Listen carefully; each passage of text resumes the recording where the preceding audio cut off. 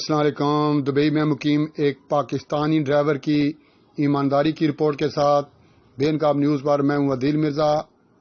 یہ پاکستانی ڈرائیور کون ہے؟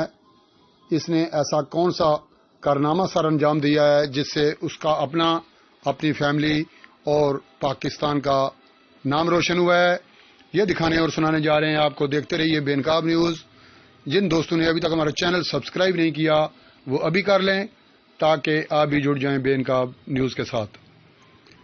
متحدہ عرب امارات میں ایک پاکستانی ڈرائیور نے اپنی ٹیکسی سے ملنے والے 1,00,000 درہم مسافر کو ڈھونڈنے کے بعد واپس کر کے ایمانداری کی عمدہ مثال قائم کرنے کے ساتھ ساتھ پاکستان کا بھی نام روشن کر دیا۔ عرب میڈیا کی ایک رپورٹ کے مطابق پاکستانی ڈرائیور سفیان محمد ریاض کی ٹیکسی میں ایک مسافر سوار ہوا اور منزل پر پہنچنے کے بعد جب وہ اترا تو اپنا بیگ گاڑی میں ہی بھول گیا۔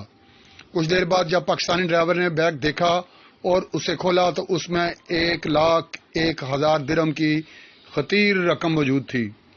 خلیج ٹائمز کی رپورٹ میں بتایا گیا کہ پاکستانی ڈرائیور سفیان محمد ریاض نے پہلے تو آس پاس مسافر کو تلاش کرنے کی بہت کوشش کی، لیکن جب اسے ناکامی کا سامنا کرنا پڑا تو وہ پولیس سینٹر پہنچ گیا۔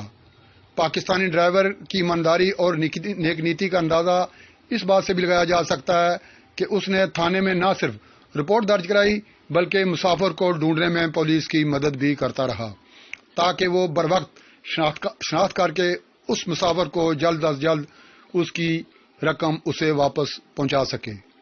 کافی دیر تک تلاش کرنے کے بعد پولیس نے بالآخر مطلوبہ شخص کو ڈھونڈ نکالا اور شناخت کے بعد پاکستانی ڈرائیور کے ہی ہاتھوں اسے اس کا پیسوں سے بھرا ہوا بیگ واپس دلوایا جس میں 1,01,000 درہم موجود تھے۔